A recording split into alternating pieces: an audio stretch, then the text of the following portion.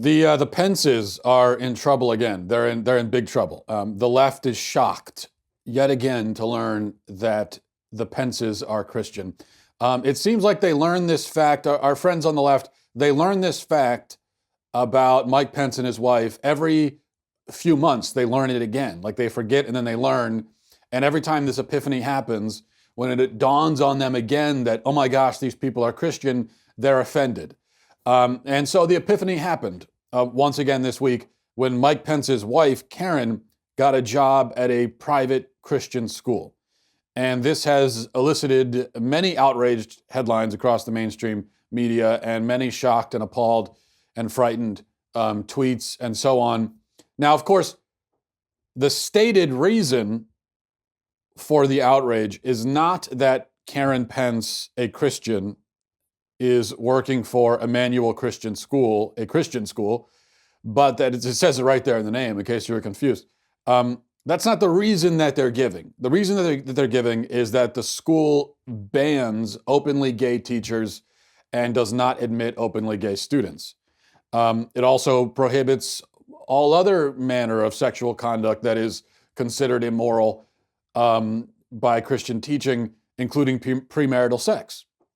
Teachers are required at this school to affirm in writing the biblical position on all of these moral issues.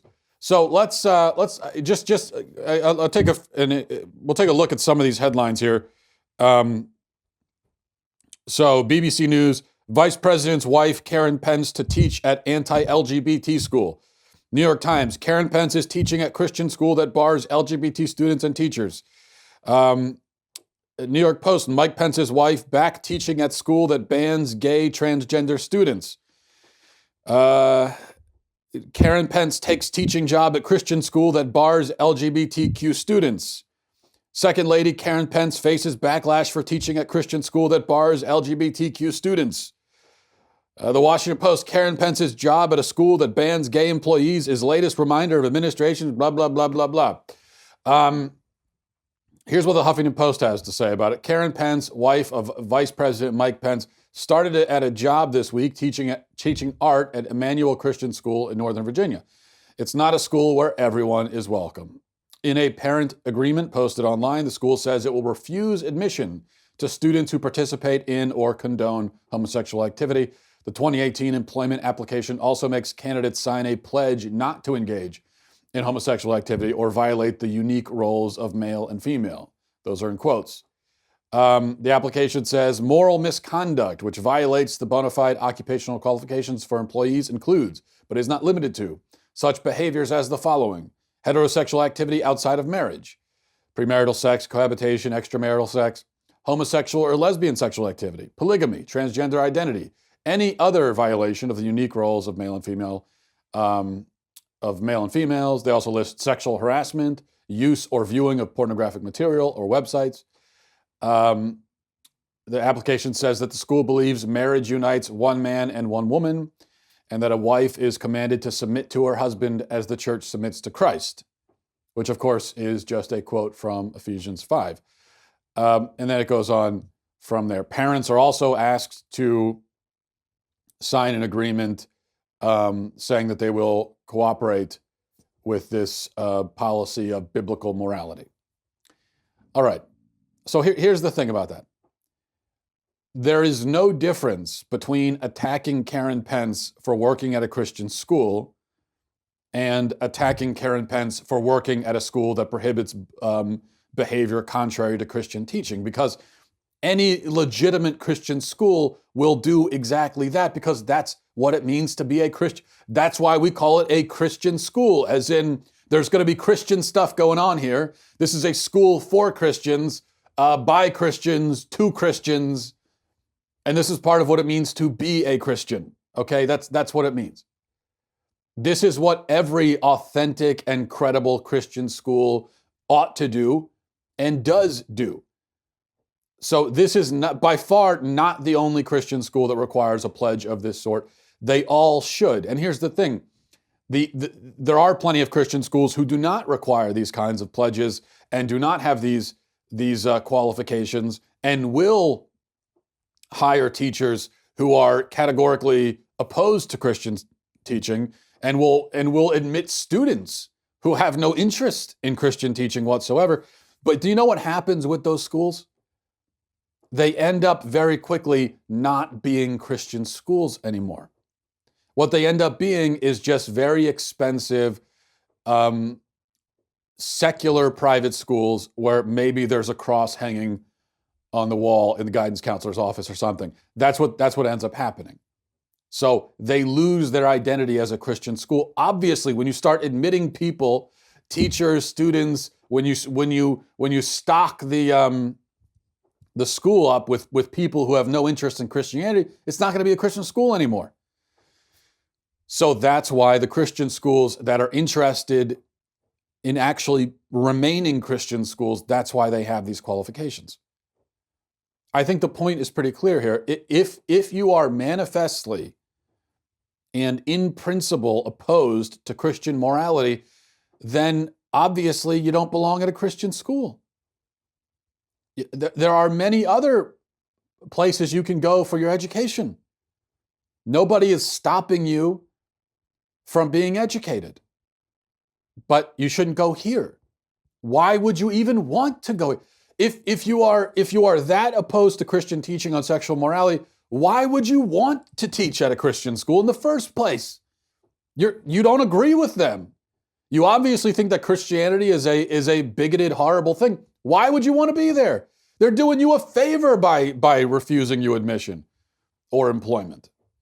In the same way, it would be terribly reasonable to exclude someone from attending or working for a Muslim institution or a Jewish institution if that person rejects Muslim or Jewish teaching, respectively. Although you're never going to see this when it comes to Muslims. There are Muslim members of Congress, and there aren't going to be a bunch of mainstream media headlines saying that so-and-so Muslim Congress woman attends an anti-LGBT mosque. You're not going to find headlines like that. Even though every mosque, if it is actually a Muslim mosque that teaches and promotes traditional Muslim teaching, they're all going to be anti-LGBT in the sense that Muslims also believe that homosexual activity is sinful and that marriage and that two men can't get married. That Muslims believe the same thing. But you're not ever going to find those headlines with Muslims. It's only Christians. Because this is just about, it's not about, standing up against discrimination, right? This is just about being anti-Christian. That's what this is. Because again, Christian schools are in the business of teaching Christianity. Now, they teach other things too, but through a Christian lens. So if you're not willing to impart or receive those Christian teachings, then there are many other lovely educational options available to you.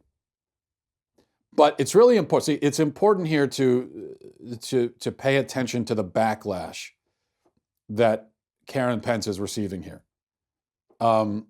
Because the left is revealing something, and we should take the revelation seriously. They're telling us something about their agenda, and we should listen and take it seriously. We talked about this a few days ago with after the protests over a church sign. There was a church sign that a pastor put up saying that standing for Christian moral teaching, and there were protests over that. So we made this same point, but to go over it again. For many years, the left claimed that they're not interested in suppressing or outlawing Christianity. They said that what they claimed is that, they just want to live according to their own beliefs without Christians shoving the Bible down their throats or forcing them to accept biblical principles. Just keep your religion to yourself and you'll be fine, is what they said. Well, of course, I have a problem with the idea that Christians should keep their religion to themselves, because that's not the protection that the First Amendment does not have that qualifier of, well, you have freedom of religion as long as you keep it to yourself. That's not what the First Amendment says. And also as a Christian, I realize that as a Christian, I can't do that. that Jesus Christ commands us to go forth and preach the gospel. So keeping it to yourself is not an option. But in this case, in the case of Karen Pence and her new employer, they're doing exactly what the left demanded. The school is merely trying to operate by biblical principles within its own walls on its own property. Okay, it's a Christian school that simply is trying to be a Christian school. It isn't bothering anyone. It isn't knocking down anyone's door and trying to control what they're doing, invading their home, lecturing them about their sexual behavior. It isn't doing that. It isn't preventing anyone from working or living or enjoying their lives. It's not preventing anyone from doing anything. It's just saying very reasonably, very unobtrusively, hey, we're going to conduct ourselves by Christian moral tradition. If you don't want to accept that moral tradition, if you're opposed to it, fine, by all means, go somewhere else. We're just going to be over here on our little small corner of Northern Virginia doing our thing. That's all. If you don't agree with it, then you don't have to come. This is exactly the approach that the left for years endorsed and insisted upon. For years, they said, if you do that, we won't bother you. Because we're not anti-Christian, we're not trying to control you, we just don't want you to control us. So this Christian school says, all right, that's what we're going to do. And Karen Pence says, hey, I'm a Christian, I want to go teach art at a Christian school. That's all. Suddenly, though, it's a problem. Suddenly, even Christianity behind closed doors on private property in a private school is a target for outrage and scorn. Because it was a lie all along. They were never planning to stop just outside your door, just outside the walls of your home or your church or your school. That's just what they said to lull you to sleep before the next phase begins. And it looks like the next phase has begun. What does that phase entail? Well, it's pretty clear. It entails attempts to change, transform, morph, deform, or the word they would probably use, evolve Christianity itself. Okay, they want to change Christianity itself. They want to change it doctrinally, fundamentally. This was always the plan. And if you had just, unfortunately, so many Christians were not paying attention, but if you had just paid attention to the kinds of things they were saying, this would not come as a surprise to you. Like when they go around saying that everybody has the right to not be discriminated against.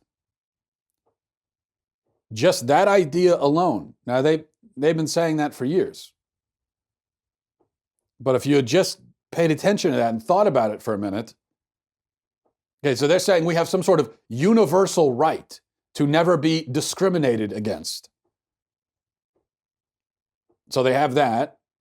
And then over here they say, well, Christian teaching is discriminatory. So if that's discriminatory and you have a right to never be discriminated against, well, combine those, that's a problem for churches, for schools, for any Christian. Now, of course, in reality, if we're talking about actual human rights, if we're talking about the rights that the Bill of Rights codifies, this idea that you have the right to never be discriminated against, it doesn't make any sense. That of course is utter, total, complete nonsense.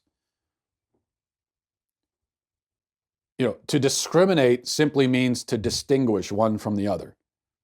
To discriminate, generally speaking, dictionary definition, all that means is to choose one thing instead of another. It's to prefer one thing over another. And so this idea that you have a right, that nobody is ever allowed to distinguish you from something else, or to prefer someone else over you, or to choose someone else over you. This idea that that no one ever has the right to do that. because you have the right to be accepted everywhere, in every situation, always, all the time. That, of course, is crazy. And if you try to actually enact that into law, you end up with tyranny. And you also end up with chaos. But that's where this is headed. Because what they're going to say, what they're saying now, and what they will continue to say, even more stridently, is that the next phase is, hey, yeah, you basically have the right to be Christian. You basically have the right to go to church and go to these schools and believe all this stuff about Jesus. But I mean, nobody has the right to be a bigot. Even if you're just because you're in a church, that doesn't make the bigotry any less bigoted. Of course you don't have the right to that. So all this stuff about homosexuals and this stuff about, the roles of women and men, well, no, that, of course you can't. Well, that, of course, you're going to have to toss out.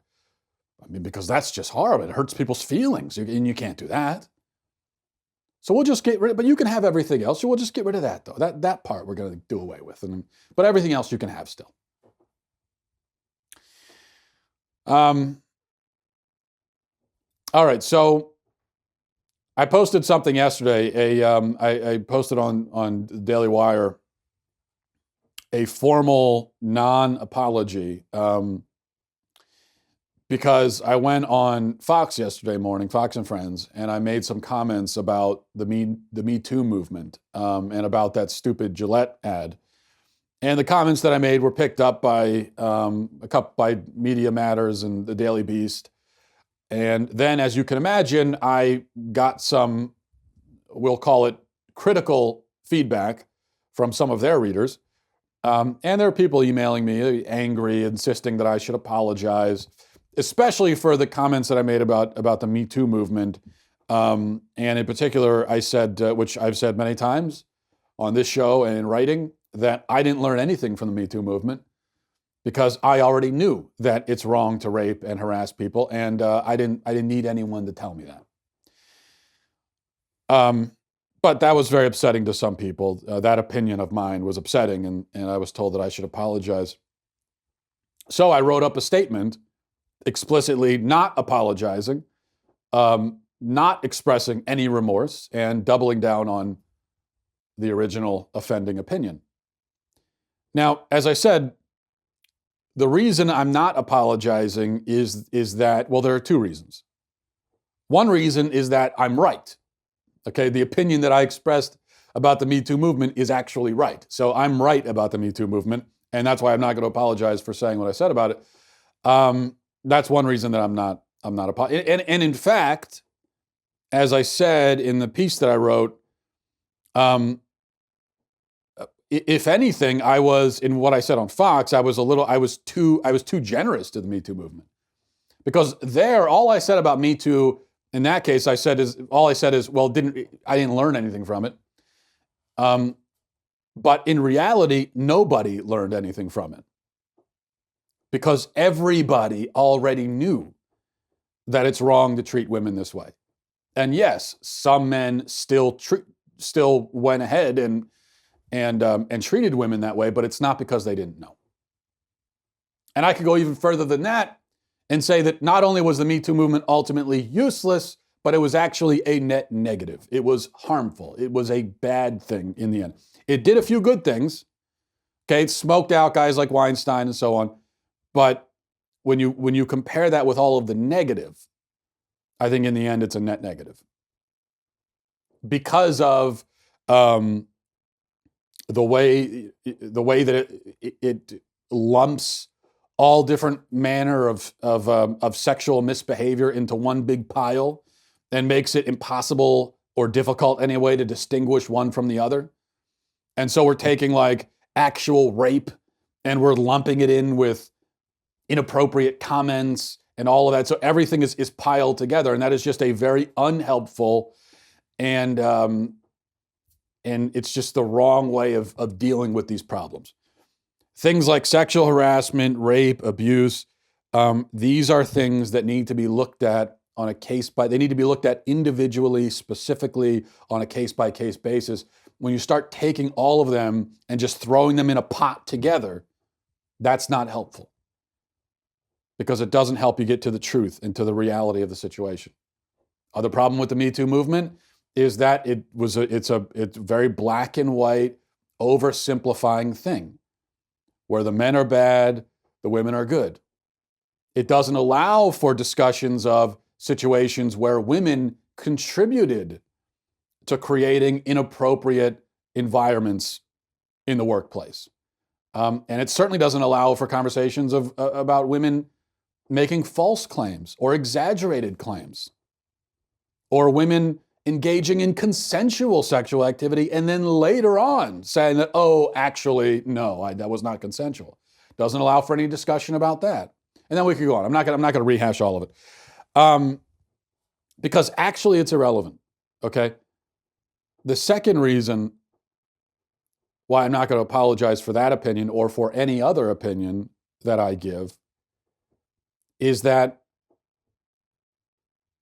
even if I was wrong, which I emphasize I'm not, but even if I was, I haven't done anything to anyone by expressing an opinion.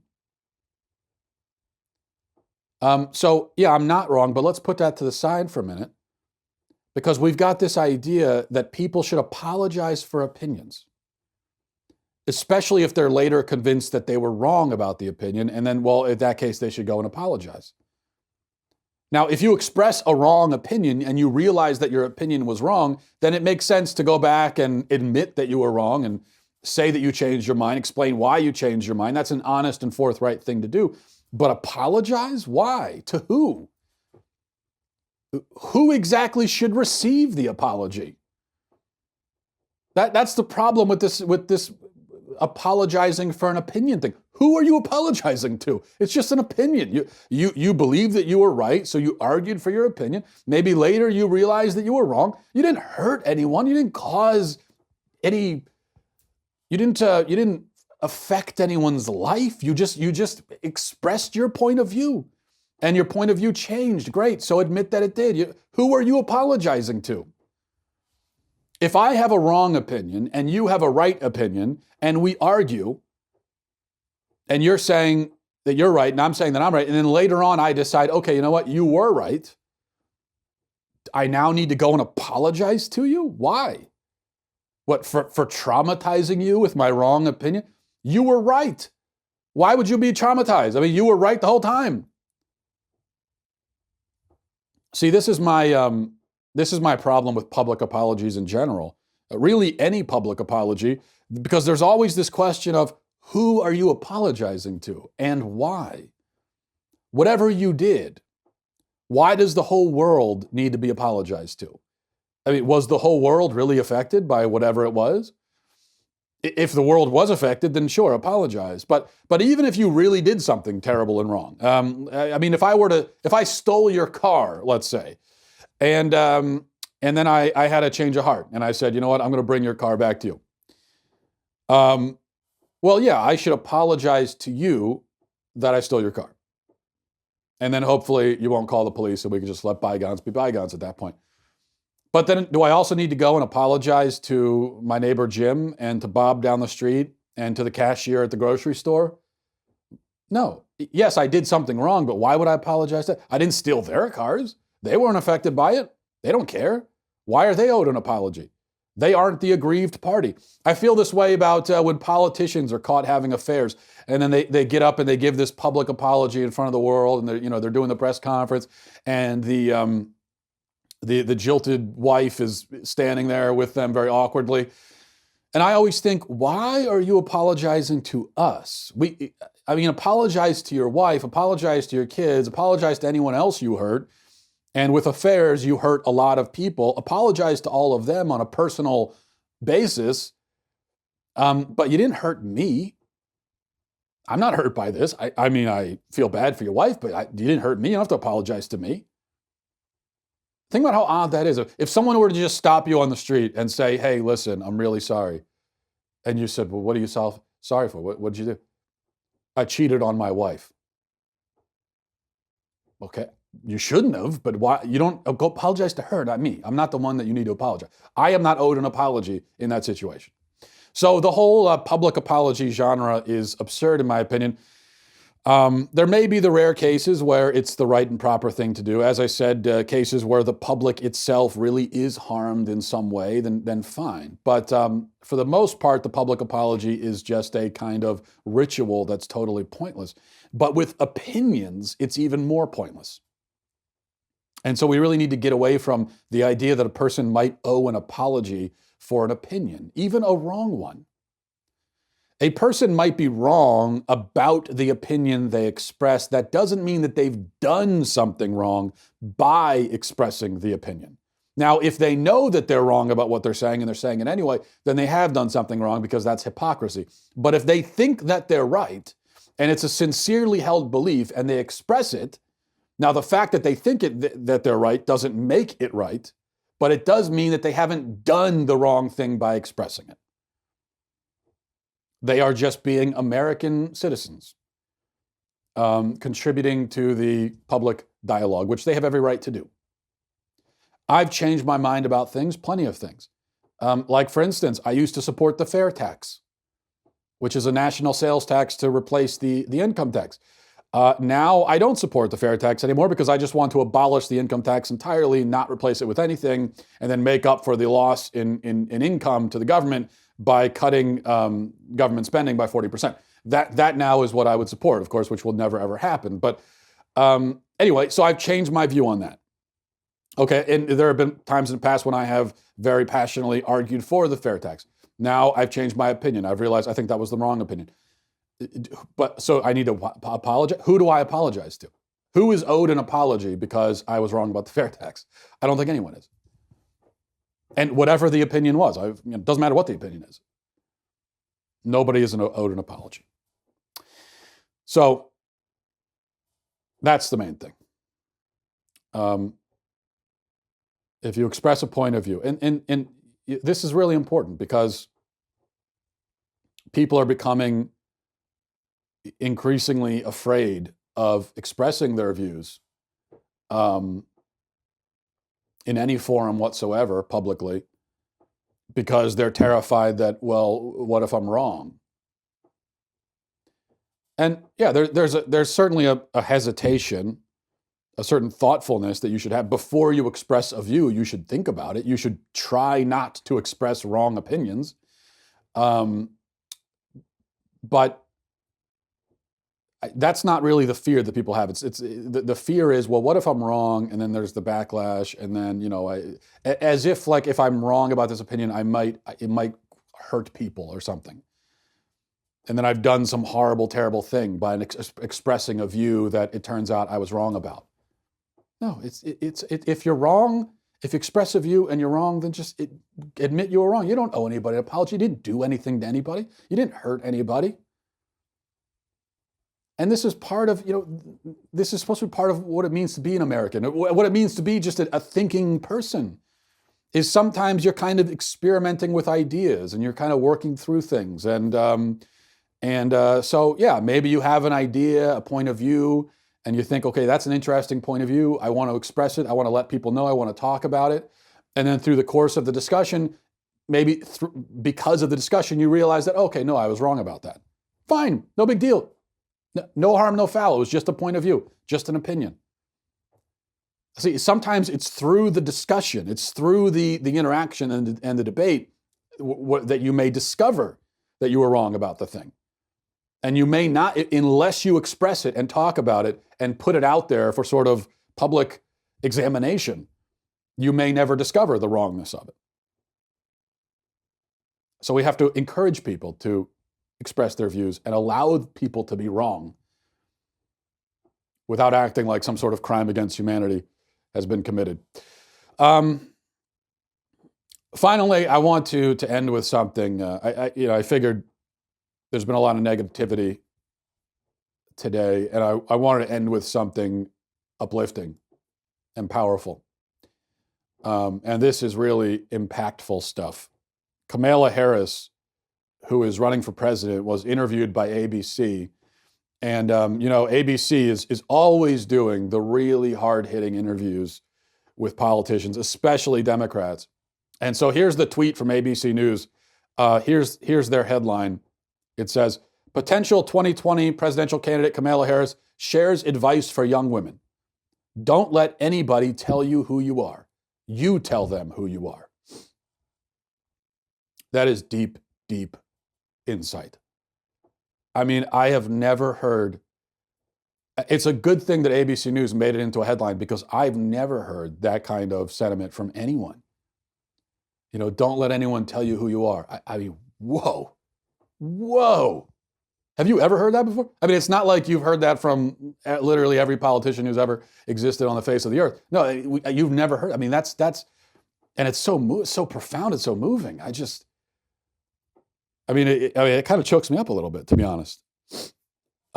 There's some other great quotes from this ABC interview I just wanted to share with you.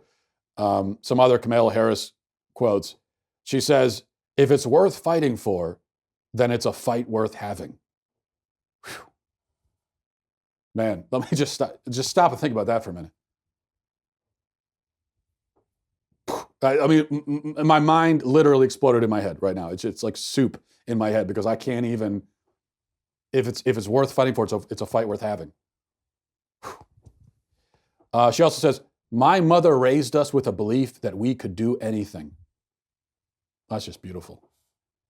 I mean, that is so beautiful. She says, there are going to be many times that you are going to be the only one like you in the room. Well, don't you feel so inspired right now?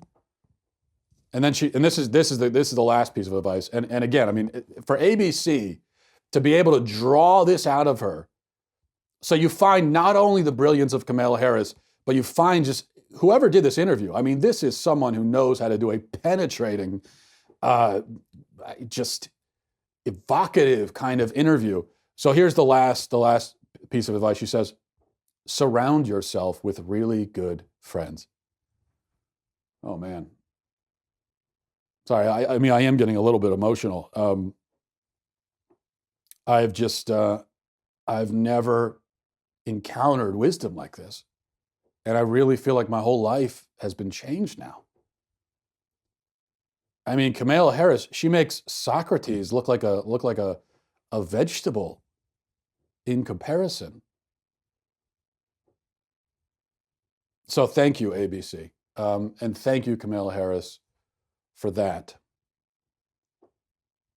I think it gives us all something to think about. And thanks for watching, everybody. Thanks for listening. Godspeed.